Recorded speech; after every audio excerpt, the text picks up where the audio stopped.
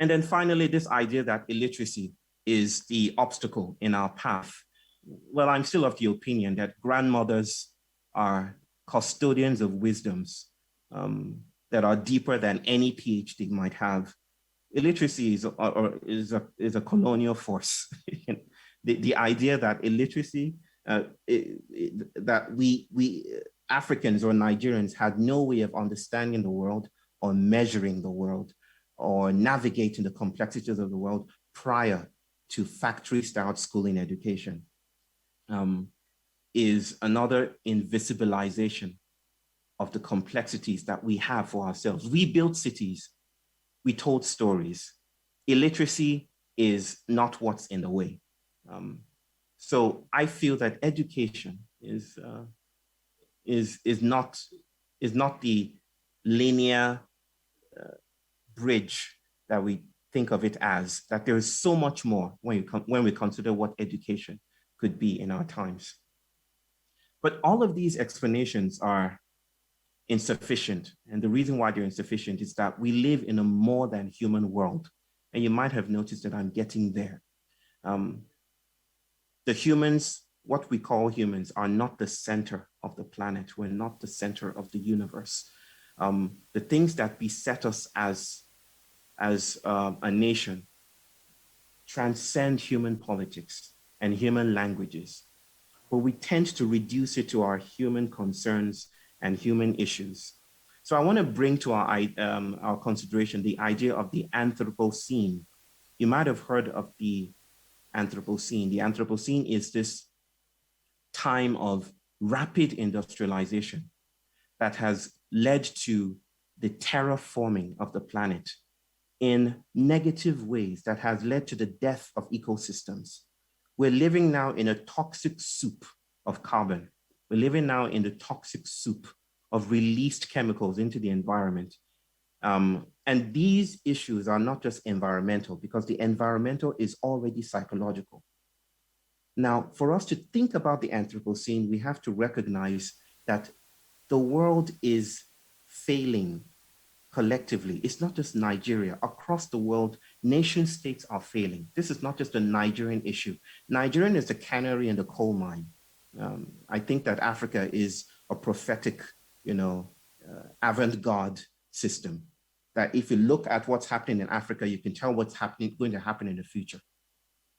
It's no coincidence that Africa or Nigeria, which gave the so-called new industrialized world 11 million of its Black bodies, is now at another crisis moment where we're spilling out, and the prospects of failure have never been as poignant or as potent as they are right now. So collectively, nation states are failing. It's not just the escalation of migration. It's not just technological sophistication that distresses our notions of sovereignty. It's the environmental crisis. The exclusivity of the nation state is falling apart. The reason why Africa, and specifically Nigeria, remains, I'll use an old term, underdeveloped, is because Africa has historically paid a price and subsidized the rapid industrialization of the world that is now troubling the planet. So I'm going to use a term that Michael and Matthew Omelski calls the African Anthropocene. What is the African Anthropocene? It's the drought in Sahel, the semi-arid region between the humid aspects of Africa and the Sahara Desert. It's the 7,000 oil spills in the Niger Delta. It's the conflict minerals that are built into our phones. It's the fact that the World Health Organization does not have indices to measure air quality in Africa, in Nigeria, in Lagos. It's the fact that we're constantly swimming in respiratory diseases, breathing in dust and toxic fumes of warfare emanating from the Niger Delta. These things are not just environmental. I want to state again, they are instigators of violence and behaviors that are leading to the demise we're witnessing in the world right now. The toxic soup that swirls around our chit-chat about the next great leader to come actually instigates the behaviors that we're trying to escape. So we're dealing with trauma. Trauma is not just experienced. Trauma does not need to be experienced to be traumatic, We're dealing with trauma at a fundamental molecular cellular level, at an ecological level.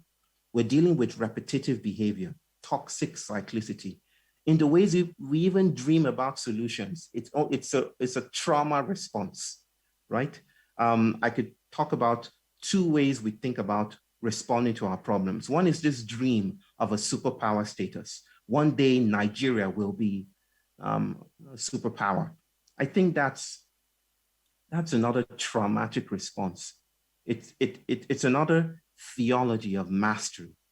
Even if we could become a superpower, I don't think that it's desirable in these times of falling, of climatic changes. What the world is whispering to us is that our dreams of mastery, our dreams of progress, growth at any cost, needs to be revisited, that we cannot continue growing at all costs. The ideas of development that we're used to, colonial in their articulation, cannot continue unbothered. And that is what the world, I think, is whispering to us, even through a pandemic. And so, the other traumatic response is the idea of secession. If only we can remove ourselves from Nigeria, we can build ourselves another state, another nation state. That feels like, with due regard to everyone who is caught up in those secessionist, separationist agendas, that feels like a repetition of the same, that the way to respond to the oppression of a nation state is to build yet another nation state and hope that things are different. That is a traumatic response. It reinscribes the conditions of our incarceration. So we need, to wrap this up, we need a different aesthetic of responsivity. We need a different way of responding to crisis, one that does not depend on the state. What I'm calling for is a politics that is not the partisan, institutionalized politics we're used to. That what we need to do is to find a leadership of the gut, not the leadership of the brain, or the leadership that is premised upon a supreme leader or a magical person or a competent person coming to fruition. But that is the leadership of the gut, of microbial assemblages, a coming together of bodies communally, that allows us to ask new questions, to conduct new inquiries into what we can do with one another. Because this Nigerian crisis is not just Nigerian alone. It is global and it is coming. And what we need to do as a people is to find our ways to each other. Until we do that, we will be caught up in dreams and fantasies of arrival, of mastery, and eventual supremacy that does not serve us and will not serve anyone in the long run. Let me stop there for now. Thank you very much, Dr. Bayo. That was a very, very powerful speech.